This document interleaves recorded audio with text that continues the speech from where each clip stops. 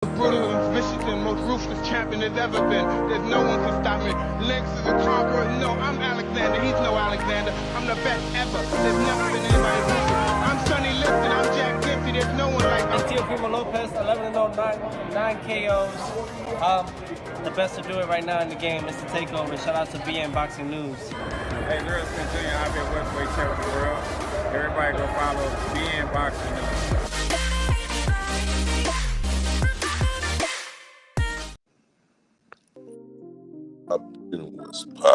What's poppin'? Regis Rougarou Prograis was once one of the most feared fighters in the junior welterweight division.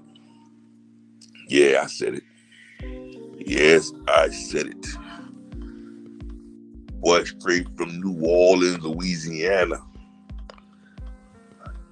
29 wins, 24 knockouts, 1 loss versus Josh Taylor, and that 1 loss could be disputed.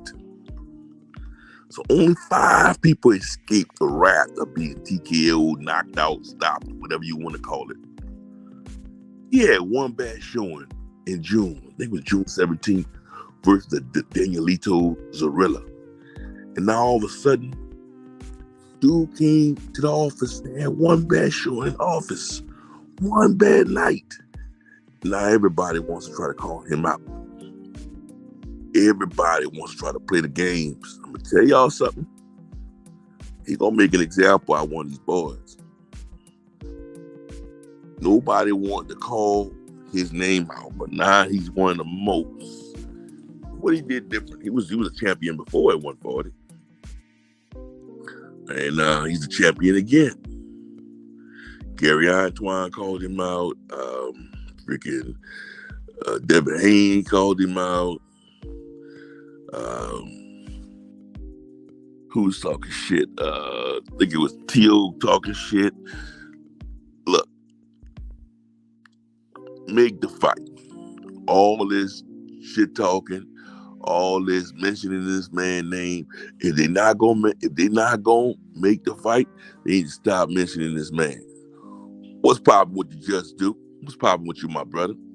Yeah, man, I'm talking about one of the most feared. He was once one of the most feared fighters in 140, the junior welterweight division. But now all of a sudden, everybody think because that man had 1 bad showing, then they're gonna come in the ring and they're gonna walk that man down and they're gonna beat it. I'm gonna tell you something, bro. It's gonna end up bad for one of these boys. I'm telling you this shit right now. Regis ain't no pushover. Regis is a hell of a fighter. Regis, in my book, is one of my favorite fighters. I love Regis, bro. I've been following Regis forever. Of course, y'all know I'm from New Orleans, so that's just always been my guy. And I'm gonna support my guy through thick and thin. I don't think he actually lost that fight versus Josh Taylor. Personally, it could have went either way. You know? Could have went either way. But you know what? Y'all, they gave him an L, he got an L. We not gonna fight that L. But like I said, he had 1 bad showing in the office, and all of a sudden everybody think they're gonna just come pick on Regis. Come on through. Come on through the doors. At the end of the day, I'm just waiting for that Devin Haney fight to be made. You know, it's supposed to be the end of October. I was happy because I was gonna be in Vegas that weekend anyway. But it don't look like, because of business reasons, it's going to be. What's going on with you, Ice Man? What's going on with you, my brother? What's going on with you? I don't think it's going to be on that weekend. So they're going to probably push it out further. At the end of the day, they need to make that fight. And what he did say, recently came out and said he's not going to sit there and wait for Devin Haney. He's not going to do what Earl did, man, and just wait for Terrence Crawford. He's not going to sit there and wait for Devin Haney. He's not going to do that. You know, sometimes you look and see what other people do and see how it end up for them. And I can't blame him if he don't do that, you know, at the end of the day. You know. The Rougarou, that's right. And if anybody don't know who the Rougarou is the creature. In Lafitte, Louisiana, it was a creature. They said they had like a little curve in Lafitte, Louisiana. It's like a little curve, dead man's curve, they call it. And a lot of people died driving that night going through Dead Man's Curve, and it was once said there was a creature that showed up at night and jumped out in the middle of the street, which caused these accidents. And they called that creature the Rougarou. And guess what? That's what that man called himself. That's why he wear that mask. That mask is supposed to be what the Rougarou look like. See, I didn't give y'all some New Orleans old school history right there. No, he's not gonna fight in New Orleans, bro. New Orleans is not a boxing town, man. Everybody wants to ride for you up there, bro, but they don't really. When it comes to boxing, they don't really know. It's a bunch of casuals over there, bro. They're not gonna show up like that, man. And when they had the World Super Series in New Orleans, a lot of people came out and supported him then. But for some reason, his last showing, it was a bad showing at the little arena, man, the Smoothie King Arena over there. You know, like I said, all that shit that's going on in New Orleans, I'm closely tied to it, so I know it from the back of my hand. So, but the World Super Series, bro, for some reason, bro, he had a lot of supporters. It looked good, and that's why he wanted to take it back home. And this go around when he took it back home, bro, it was shitty. It wasn't what he thought it was gonna be. But you know, I'm glad people calling him out, bro. I think he need that. He need that extra putting his name on the map, because of course, you know, Regis is getting up there in age, so it's either now or never. So I'm glad he's finally getting his just due.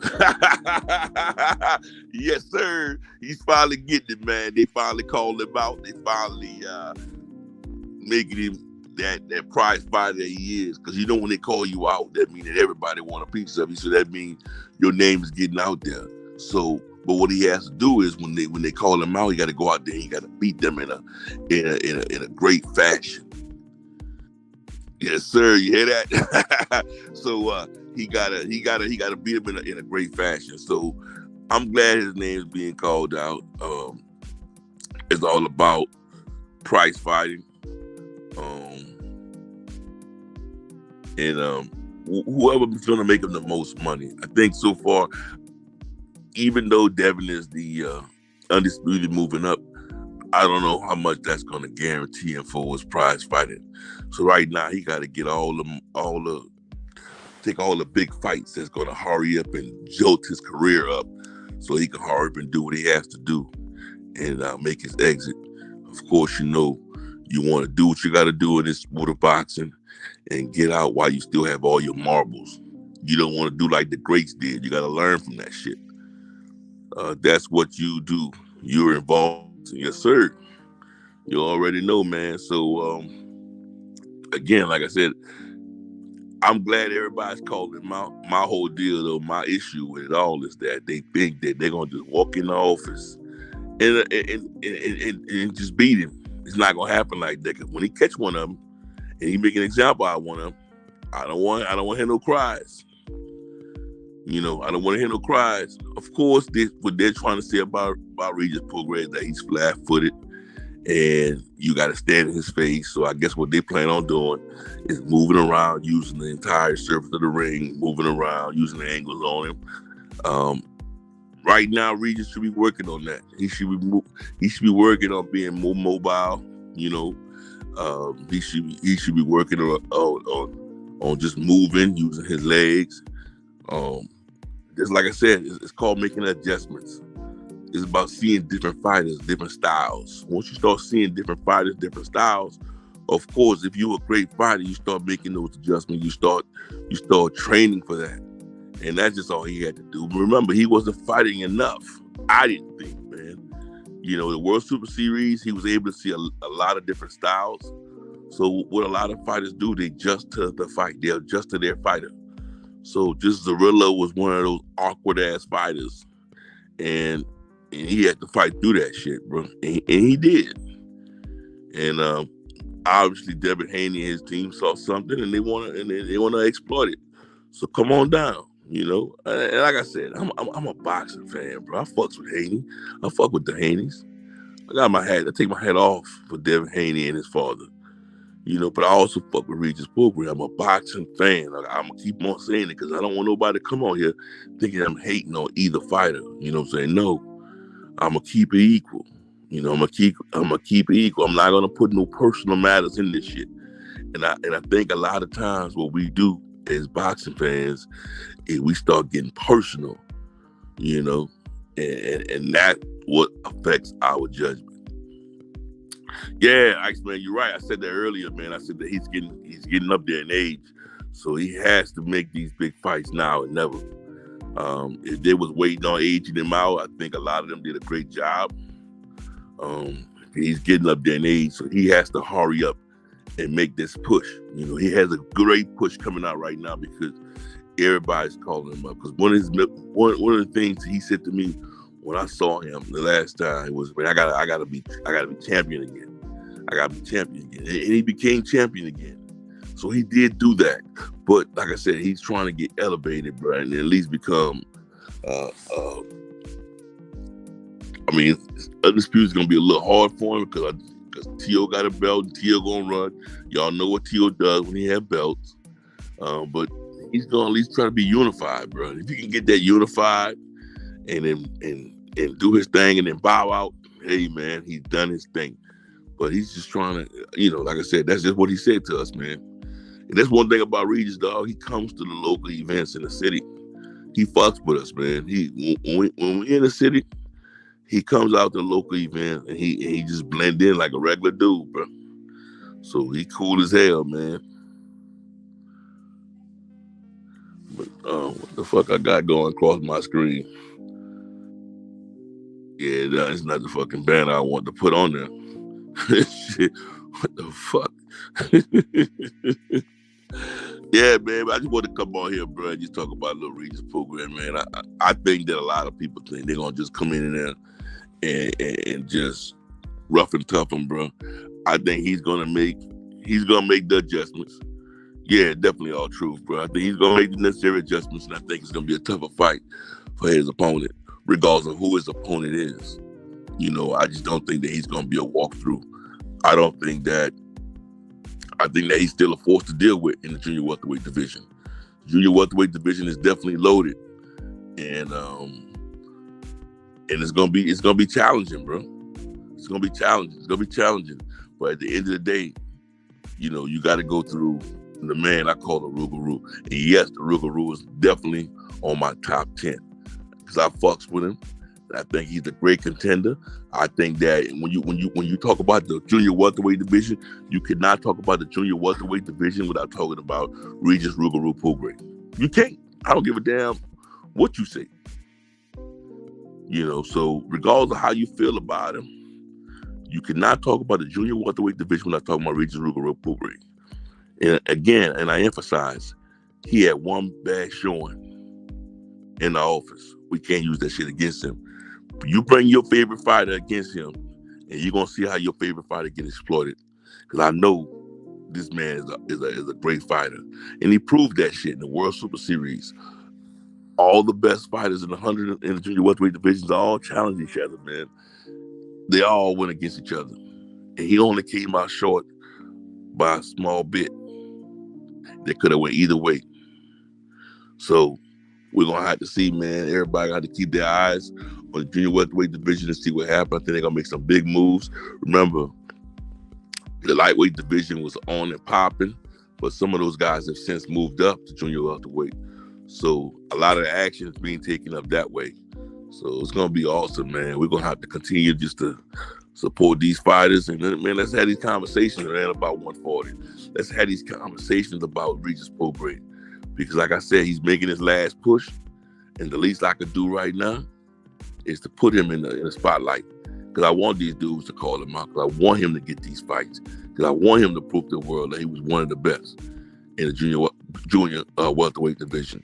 That's my job here, you know, as a fight fan, as a YouTube or whatever you want to call me, you know what I'm saying? So with that being said, man, I can't wait for all these challenges to come his way. I think he's going to answer the door. He ain't going to run from no challenge. And that's one thing you want to say.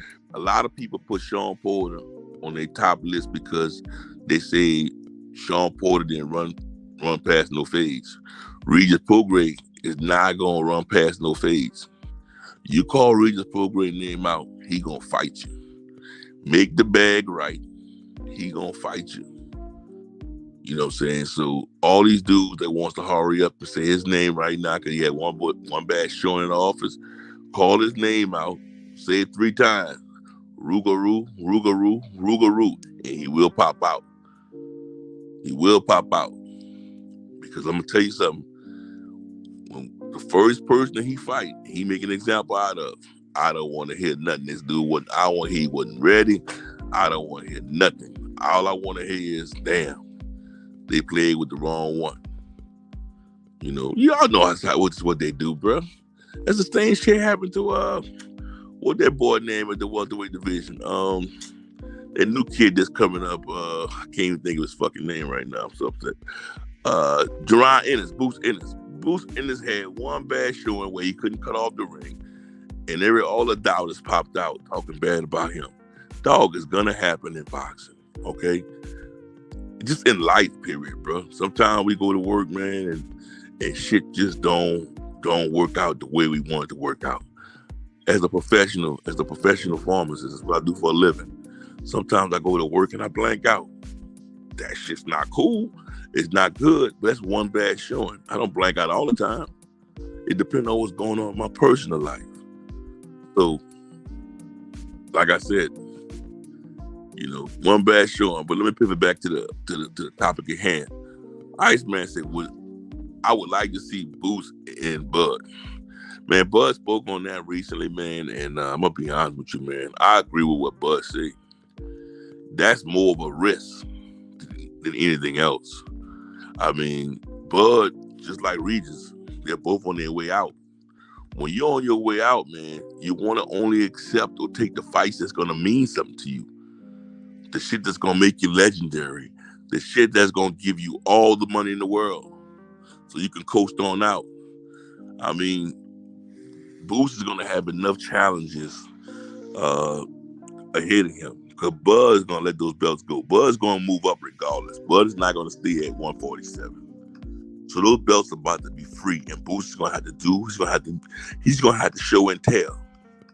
And hopefully he's made those adjustments to cut off the ring or do what he was supposed to do that he couldn't get done the last time. I think he came back and showed and had a great showing. But, you know, we don't know. It depends on that. Remember, styles. They say styles make fight, right? So it depends on that stylistic person that they put in front of him that's going to use their days, that's going to move around, and we're going to see if Boots can cover the ring. We wasn't able to see that in his last fight. So just like certain shit that's going to happen, bro, that's going to get placed in front of these fighters, that's going to make us know if they made those correct adjustments. You know, are they ready for the next big move up? But back to Terrence Crawford and Boots Ennis. Nah, I don't think that fight, you know, we would all love to see it. Don't get it twisted. Not saying I would love to see it, but right now I think in Terrence Crawford's career, I don't think that's just the right move for him, bro. He's trying to get bigger and better, bro. Probably get a Jamel, get a Canelo, get an Arrow again, and get on out of there. I think at most this dude, Terrence Bud Crawford, got 3 fights, and he's going to be out of there.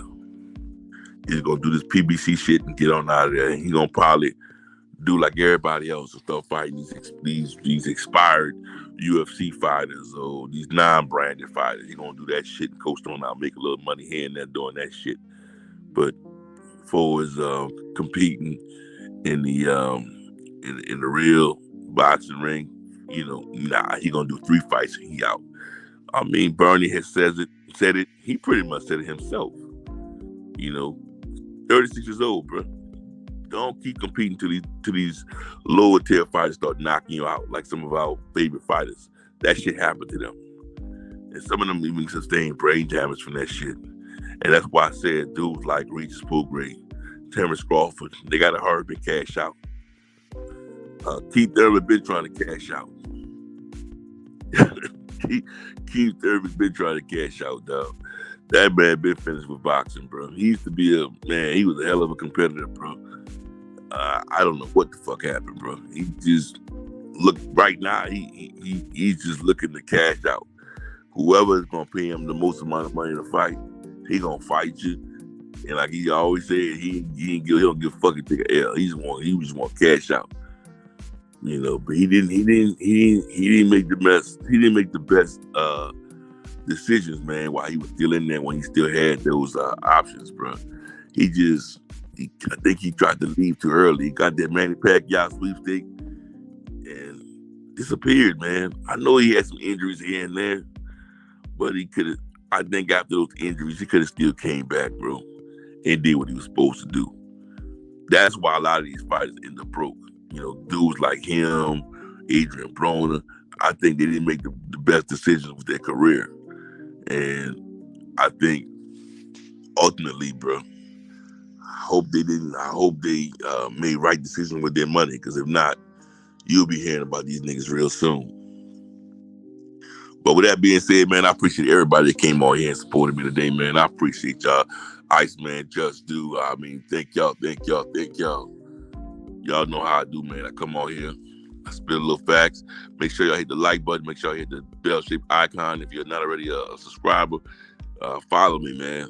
This is what I do, man. I pop up on here, talk my shit, and then I bounce. You know what I'm saying? So, once again, I appreciate everyone that tuned in, man. Make sure you comment below and let me know what you think about Regis Prograis and who you should fight next and what you should do next. You know, it's coming to the end of the road for one of my favorite fighters, man, Regis Prograis. But at the end of the day, we got to still support him. Well, I appreciate you always, Iceman, my brother. I appreciate you always, brother. You always rock with me, man. You always rock with me, man. I salute you.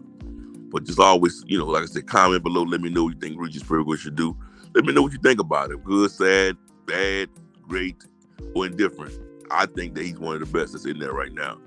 And I want him to have these next few fights, man. Do what he got to do, accomplish what he have to accomplish.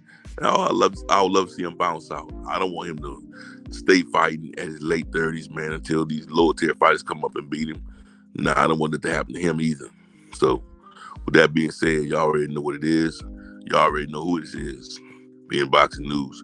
And I'm out. Peace.